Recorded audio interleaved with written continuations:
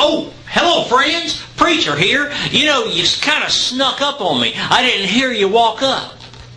You know, speaking of hearing, friends, there is a website I think that you ought to visit that might help you. You know, Preacher has had some injury to his ears over the years. You know, I was in a rock band back when I was a young lad, and I got up too close to the amplifiers, and that didn't help my ears. We played psychedelic music.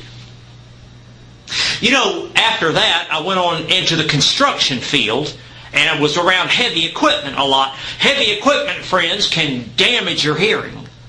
Now, it may not damage it that day, but as you get older, which I have, then you have a condition called tinnitus. Now, we want you to check this out. It's called Tinnitus Miracle System X.com. There's the spelling for you, friends. Don't forget the X at the end. Now, they've got some great resources there for you to learn more about the tinnitus that you have in your ear. That ringing in your ears, it's all the time. It's driving Preacher crazy. Friends, do yourself a favor. Get the resources at the website, and I know it'll help you out, friends. Oh, we love you so much.